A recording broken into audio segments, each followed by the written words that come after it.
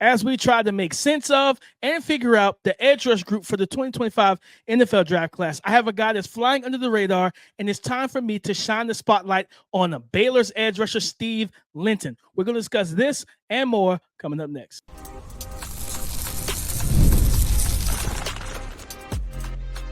You are Locked On NFL Draft, your daily podcast covering the NFL Draft. Part of the Locked On Podcast Network, your team every day.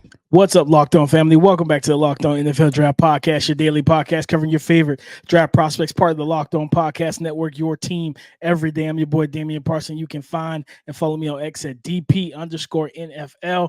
I'm a senior draft analyst, and thank you for making Locked On NFL Draft your first listen today and every day. Shout out for being our everydayers. You know, I got to kick the intro to Mr. LSU himself, Keith Sanchez. You can find and follow him on X at TheTalentCode. You talk to him, baby. What's up, Locked On family? Let's get locked in. This is Keith Sanchez, 2019 national champion, man. And the other side to this dynamic duo that we like to call the Locked On NFL Draft Podcast. I want to start this podcast off by saying shout out to our everydayers. Thank you for tapping in with us each and every single day. Every listen is greatly appreciated here over at Locked On NFL Draft. Today's show, prospect spotlight, right? We're picking a prospect, putting a spotlight on them, which guys have to perform well. We're going to have that conversation. Then we're going to talk about overrated offensive tackle class. Is that what we are? We're looking at true premium first round talent, or we're looking at guys that are more second round talents, right? That may get bumped up because of the way the draft class is turning out for the offensive tackles. And then we're going to bring back the segment. Yes, dames, dudes. Yes, you get to put DP on the hot seat and then have a conversation about him, whether he's kicking guys in the club or he's letting them in with DP. Let's get this thing started. Today's episode is brought to you by Gametime. Download the Gametime app, create an account, and use the code LOCKEDONNFL for $20 off your first purchase. Prospect Spotlight, Keith. This is a guy we kind of talk about that. This edge rush group we can't really make sense of it just yet. You know, Michael Williams is trying to come back from the sprained ankle, and Abdul Carter and like Jalen Walker. It's like so many different guys, and we're trying to figure out, all right, who's really being productive right now. Yep. There's a guy over at Baylor who, like, I think he was at Syracuse before transferring to Baylor, and that is Steve Linton. Young man, 9 tackles in the season, 9 QB pressures, multiple QB hits, a forced fumble, and 3 sacks. And he's listed at 6'3", 235 pounds.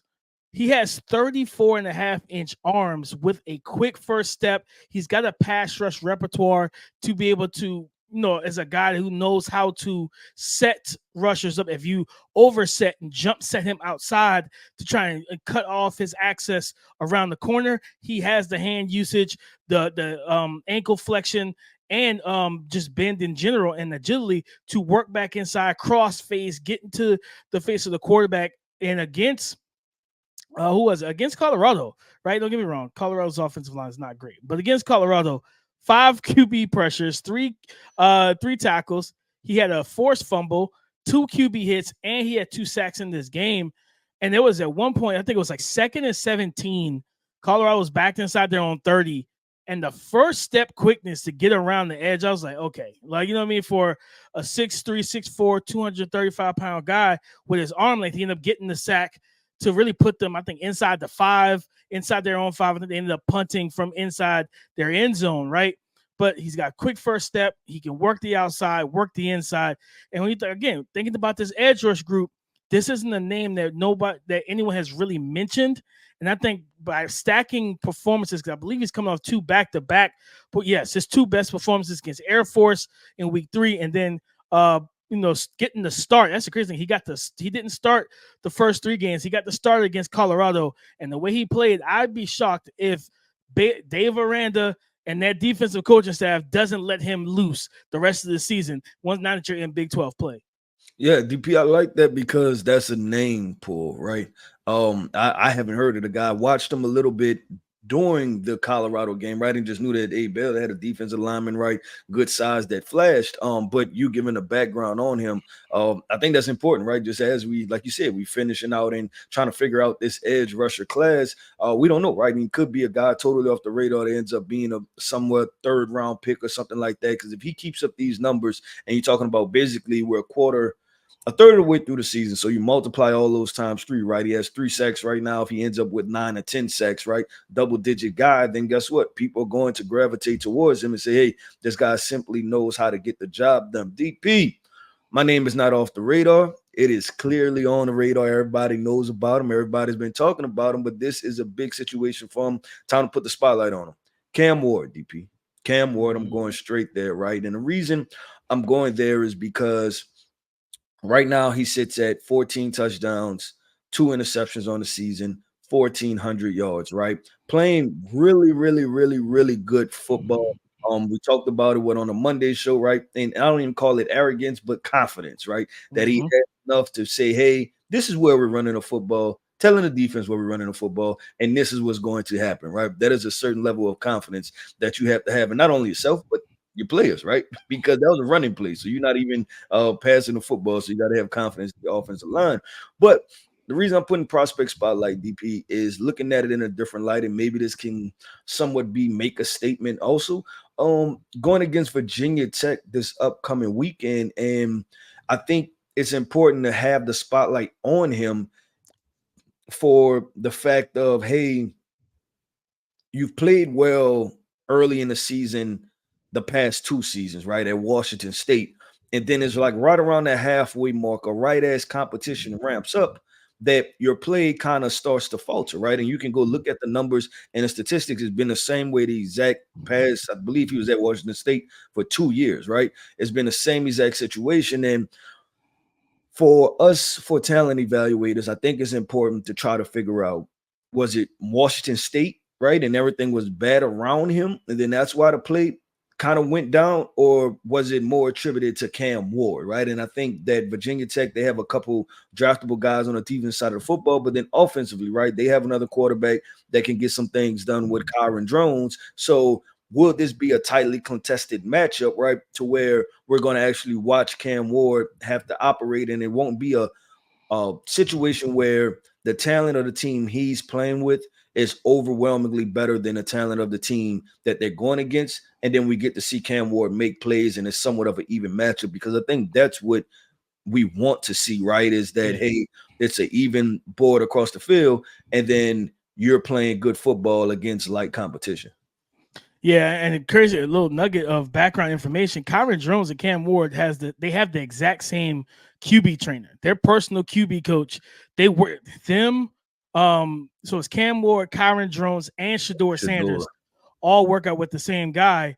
I think it's QB Select. I think is who it is. You can find him on Twitter. He posts a lot of their stuff over the summer. There was even a video where Shedeur and Cam, just two pit bulls going at each other, arguing, talking their trash, you know what I mean? Stuff like that, just competitive, right? And so I'm looking forward to seeing Kyron, which we'll talk about that, because that's what Friday night. We'll talk about that and everything, in another day or so, just kind of highlighting like that game and what to watch for in that game. But I would expect Kyron Jones to come out there and try to, for himself, make a statement, right? All the scouts going to be there for Cam Ward. Now you go out here and show, yeah, I am probably the faster, little bit bigger arm version of Jalen Hurts.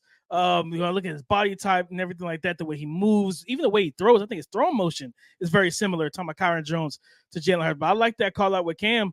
He's playing great ball right now. And it's not, I don't know if anybody's playing like more consistent and better. Watching the tape of what he is doing on film, like it's really insane just how confident and comfortable he, even with rushers around him. There was a play where they did a play action. He turns it back to the defense against USF, and it's like some people might call it lackadaisical, but Keith, like, he has full feel of the pocket where he turns and he feels a defender free running, just sidesteps him, climbs in the pocket, sidearms it to the flats. It's a 20-yard gain to Damian Martinez. I'm just like, it's like he's got eyes in the back of his head. He's playing at a level I don't think he ever played at Washington State. And now going into ACC play, keep that up, get to the ACC championship game, which my hope is that Clemson keeps it going and he'll see the best defense that he'll see all season, maybe outside of the playoffs against Clemson, the ACC championship game. And that'll be the game we look at. Okay, that's your draft game. You go light that defense up with the players they got on the first, second, and third level in the secondary. That's how you really put yourself as QB1 in this 2025 class. I agree 100% with DP. Let's keep this thing going and flowing. And what are we on to, man? An overrated offensive tackle class. That's the question, right? Is this offensive tackle class overrated? Or are we pushing guys up because there's a lack of supply? Is this a supply and demand issue, right? And we're going to have this conversation coming up next. Today's episode is brought to you by FanDuel. Hey, NFL fans, you can start the season with a big return on FanDuel, America's #1 sportsbook. So when you get a hunch in the middle of a game, you can check out the latest stats. You can view live play-by-play and so much more on the same exact page that you placed your bets. And you talk about bets, guys, you can bet on Super Bowl, the Super Bowl winner right now. You can get in on those odds. You can bet on the MVP race. All of that's still available on FanDuel Sportsbook right now. And guys, also, by doing all of this, you'll get started with $200 in bonus bets guaranteed when you place your first $5 bet. Now, listen to me.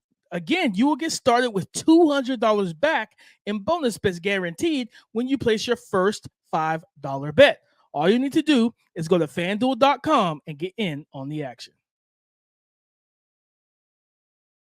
The offensive tackle class for the 2025 NFL Draft, Keith, coming out of the summer, it was a lot of hype for this class, right? You know, Will Campbell, Emory Jones, Kelvin Banks Jr., right? Jonas Savania. Yep, Jonas Savania, Blake Miller at Clemson, Josh Simmons, the two cats from Oregon, Josh Connerly and Johnny Cornelius, Wyatt Millam. Keith, from how the season has gone, you know, Oregon's like offensive tackles have struggled to start the season, even against subpar competition, which is crazy.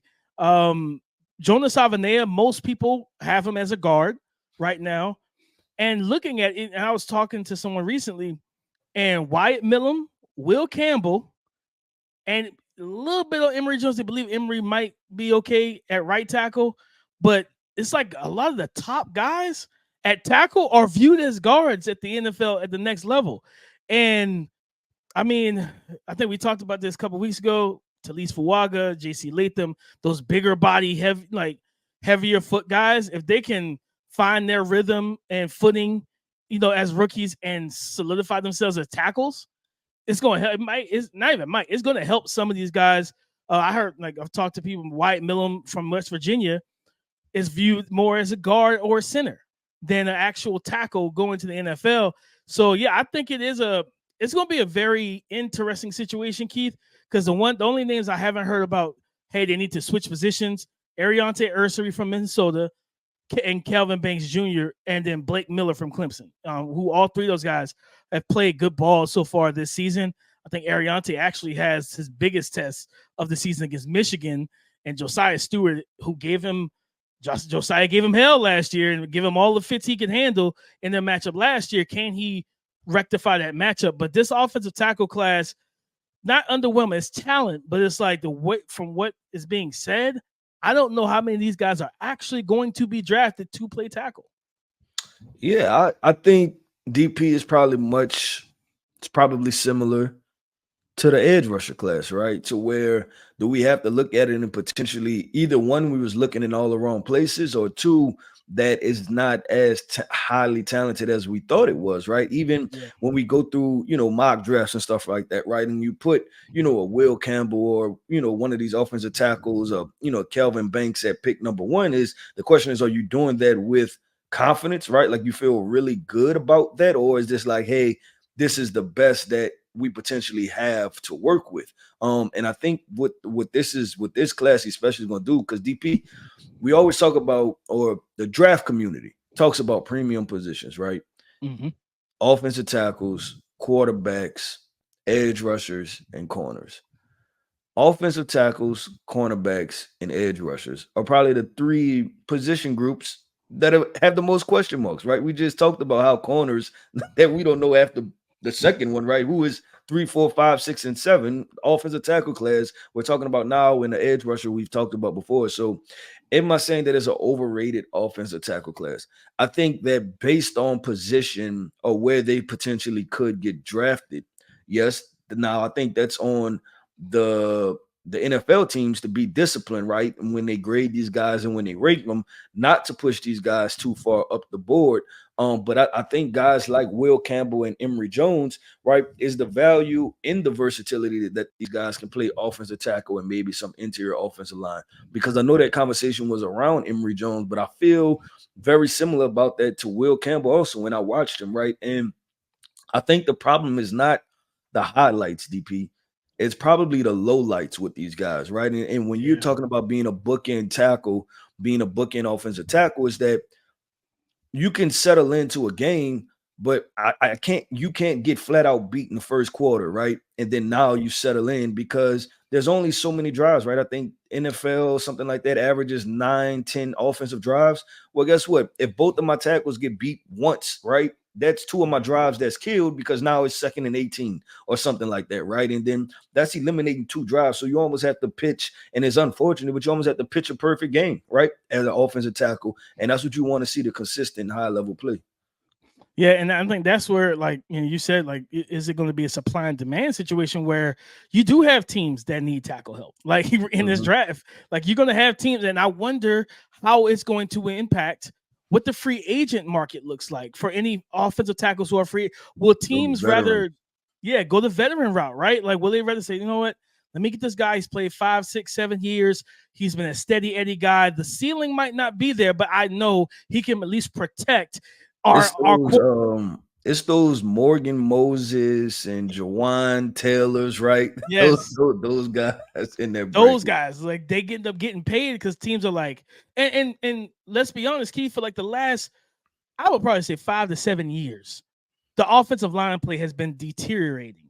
From college to the NFL, and and as much people, all the statistical folks and I call them the spreadsheet gurus who love the analytics part of everything, which analytics absolutely has their place in football. Like, you still got to run the ball. Like, trying to drop back and pass and say, "Lord, the passing game is going to get us to the promised land." Well, guess what, man? Like, if you got poor offensive line play, like in pass protection, no, you probably need to run the ball. Like, the Saints lost to the Eagles, Keith, and going into that game, it was a situation where they ran the ball 61 to 62% of the time the first 2 weeks. So it wasn't drop back sets. It was run game, play action, get single high, and then Derek Carr got the launch codes to Rashid Shaheed and Chris Olave. Well, the Eagles was like, yeah, we're not letting that happen. We're going to play the run. We're going to stop the run. Now you have to have true drop back sets on third downs.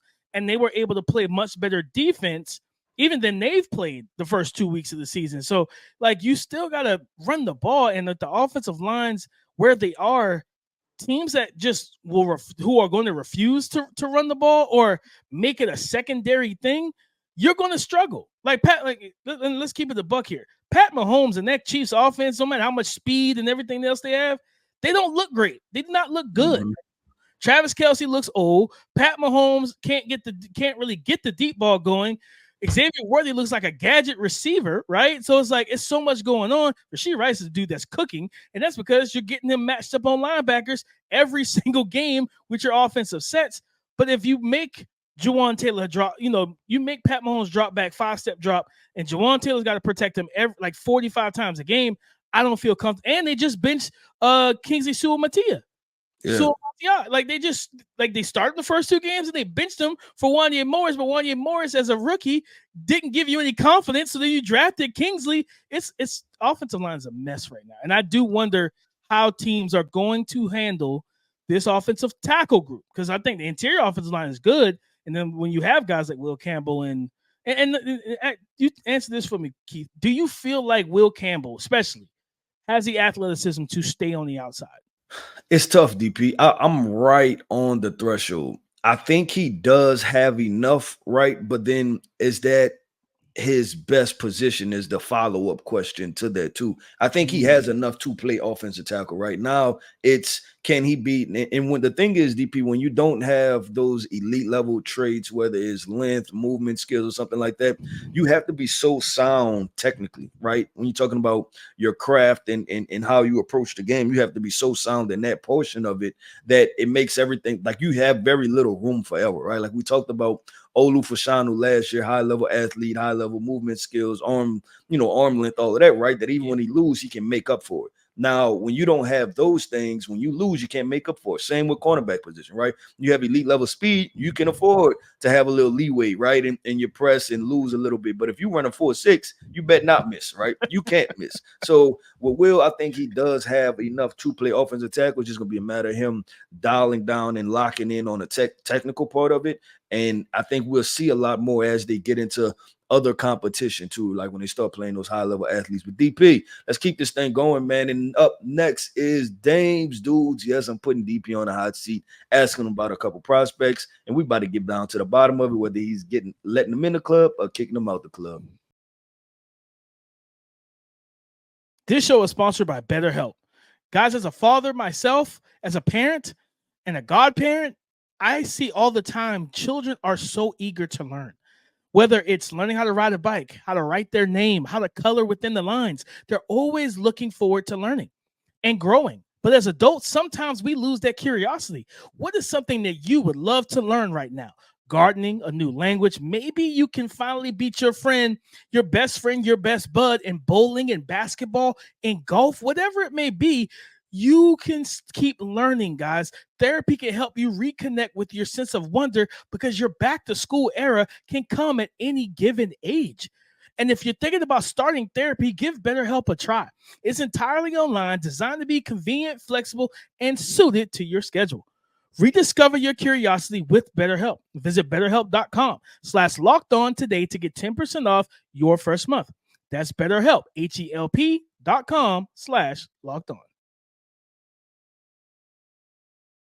Thank you for making Locked On NFL Draft your first listen today and everyday. Shot for being our everydayers. Guys, if you're new here, it's time for Dame's Dudes. I'm going to sit in the hot seat. Keith is going to give me 5 names, and I'm going to decide whether or not they get the stamp to enter the club, or do they got to get back in the car, the Uber, the Lyft, whatever, and go back to their dorm room and ball out next week. Keith, let's get it done. Let's get into it, DP. First up is Stanford wide receiver Elic Ayamana. Man, yes, he's in the club. This is what I think we talked about, like the wide receiver group, like after the first 3, like who's going to be wide receiver 4 or 5 and all that type of stuff. I think Elic is playing his way to being that guy, Keith. Like he is big, he's athletic, like 6'2", 210. You see the vertical speed, the back shoulder fade, and against Syracuse in a game where you remember last year when Michael Penix and Washington beat, I think it was at home, beat Oregon. And they left Rome Odunze one-on-one late in the game. And Penix threw that back shoulder. That's what it felt like. Watching Syracuse said, we're going to go man-to-man. Game is on the line. And they went one-on-one against Elic. And he back shoulder faded them. And you know what I mean? And they ended up winning that game. The route running is there. The body control. Like he had a ridiculous catch on his touchdown where he just goes up with one hand, grabs it. I think he got both feet in. Like, yeah, he's getting in the club. This young man is making him some money, and I think he's got a big game this weekend, Keith, against Clemson, if I remember correctly. I think they play Clemson this week because Stanford's in the ACC now. That's a big time game because Clemson has some DBs that can challenge them. And again, it's all about stacking those. Yeah, they go to Clemson. So for this week, he's definitely in the club, and I'm looking forward to that matchup Saturday night in Clemson. Yeah, that should be a good game. And we haven't talked about it yet, but Cade Klubnik has played good football the past 2 weeks. He's turned the corner for real. All right, up next, we're going to talk about interior defensive lineman from North Carolina, Javari Ritchie. He was in the club, but he's got to go home now. Is he a part of the whole situation, DP, because they gave up 70 points, or is it individual play too? It's both. He did not. He didn't. When you think about JMU putting up 70 points and their quarterback who's 6 foot, maybe 5'11", accounting for 400 yards and 7 touchdowns. I'm looking for, like, where is the pass rush? Where is the outside rush, the inside rush? And Jahvar Ritchie, who was having a good season up until that point, he finished the game with like 2 pressures. No QB hits, no sacks, no tackles, nothing. Like no assists. He didn't have anything in that game. So yeah, for this game, he was in the club this entire time. And he was balling. And right now, like we gotta watch that stamp off. Gotta get security to exit him out because it's like, yeah, we can't have that. Like 70 points against JMU, like that's tough. That's really tough. All right, coming up next, quarterback from Penn State, Mr. Drew Aller. Is he in the club, out of the club? Drew Aller's in the club, man. He in the club, okay. He's in the club, man. I'm on the season, 729 pass yards, 8 touchdowns, 1 interception. He has a QBR of 90.3. That's 5th in college football in total. Keith, and he's coming off a game against Kent State, 17-21, 309, 81% completion percentage, 3 touchdowns, and he's playing well. He's playing good ball. He looks like a total different guy than we saw last year. He looks confident. He looks like comfortable. He trusts himself and he trusts what he sees. Now he's got his biggest test coming up against Illinois. You know, that defense, it always knows how to get after everyone and give you some type of stressful situation as a quarterback. So if he can go out there and light them up, he might have a 2-week stint in the club. But for coming off of week 4, I let him in the club for sure. I like that. And that's definitely a guy, right, paying attention to, talking about as far as quarterbacks that have the potential and could grow, right, in big arms and all of the physical tools. So definitely, I think for him, right, it's going to be once they jump into true Big Ten play and he has to play those Michigans and Ohio States, right, and those tougher teams, how does he play? And he doesn't have to dominate them, but I think just play solid football at the end of the day. Well, DP, we're going to keep this thing going, man, and we have cornerback from Michigan, Zeke Barry. Is he in the club, out of the club? No, Zeke Barry, like, whew, they went at him. And don't get me wrong, I get it, right? When you have to be prepared when you're the opposite corner from one of the shutdown guys, that they're going to stay away from the shutdown guy. They're going to stay away from Will Johnson. And we saw what happened when they tried to target Will Johnson. It was a pick 6. So they went after Zeke Barry. And Keith, guys, on against USC, he was targeted 13 times. He allowed 8 receptions, 112 yards, and 2 touchdowns, allowed 78 yards after the catch. He got beat for a 42-yarder as the longest reception. Like they targeted him. They went at him, and they felt like he was the guy to pick on. And you gotta be ready for that moment and say, listen, no, I'm gonna pitch a shutout too. Like you're not gonna get 100+ yards, and 13 targets is crazy for one corner. Like to really think about the fact that Miller Moss dropped back in the pocket and looked at you 13 times encouraged and said, I'm throwing this in your direction. And he had no qualms about it. He just like, I'm throwing it at you. You know what I mean? So 2 touchdowns, over 100 yards allowed. Yeah, he can't. Yeah, he probably tried to come with Josiah Stewart, who's absolutely in the club. And Josiah got in, you know what I mean, after the game he had. But Zeke, no, brother, you got to just sit in the car. You know what I mean? Just sit in the car. Well, with DP, we about to go on. You just mentioned his name, and it's funny because he's on my list, right? And that is quarterback from USC, Miller Moss. Is he in the club, out of the club? Kirk Cousins 2.0, Miller Moss. Oh, man. I don't mean it in the bad way. He is. I want to put him in the club. That game was tough. I'm going to leave him out the club this week, though. Man. Yeah, I'm leaving him out the club. You know, I think he had the pick 6 was just, it was a bad look, but the terrible pick 6. He struggled against pressure, 4 sacks. Don't get me wrong, I get it. That defensive line and all our guys, Keith, from Josiah Stewart to Mason Graham, Kenneth Grant, all of them showed up in this game. Yeah, they did. But they all showed up. Their whole D line showed up. He was 28 of 51, 283. 55% completion. He did throw 3 touchdowns. He had the 1 interception, but that 1 interception to me was the kind of the backbreaker. This was a Michigan offense that couldn't throw the ball. What you can't do is gift them points, and he gifted them 6. So as much as I like Miller Moss, and the Kirk Cousins thing is very real. Like he's He resembles a lot of Kirk Cousins and within his like physical ability. He's just more mobile. Kirk Cousins never had the mobility that Miller Moss has. But this week, that pick six really left it just hurt, man. So I'm not gonna let him in the club. I'll send a drink out to him. You know what I mean? But I can't let him in the club this week. DP, that might be illegal, man. I don't know if you can send unless it's some water or something. Wait, tell me, how old is he? How old is Miller Moss? Because I don't know. Send him some water, man. Send him some water. But listen, I may feel a little differently on that one, DP. I thought Miller. I thought he had his highs, right? Which you talking about ball placement, accuracy, those type of things. Obviously, that Will Johnson situation, he tricks guys a lot. Though, like a lot of his interceptions, one of the season. Yeah, and even the ones from last year. I don't know if Michigan rolls into like this cover 2 invert when you think they playing man to man, and he consistently like jumps routes and picks off the football. Flat-footed reads, man. Yeah, flat-footed reads. Yep, 100%. Well, DP, that wraps up another episode, man, of the Locked On NFL Draft Podcast. I want to end this podcast off by saying shout out to our everydayers. Thank you for tapping in with us each and every single day. Listen, man, I am Keith Sanchez. You can find me on X at The Talent Code. That right there is my co-host, Mr. Damian Parsons. And you can find him on X at DP_NFL. And like we like to say, man, y'all come talk to us because we like to talk back. Go subscribe and follow for free on YouTube. Wherever you listen to podcasts to get the latest episode as soon as it is available. Thank you for making Locked On NFL Draft your first listen today and every day. Shout out for being our everydayers. We got Friday Night Lights, Friday Night Football, Virginia Tech. Keith talked about it earlier. Virginia Tech versus Miami. We're going to preview the prospects you need to watch in these games. Make a statement. The sleepers in those second tier prospects that you need to keep an eye on Friday night. So come and join the conversation again tomorrow on the Locked On Podcast Network. Your team every day.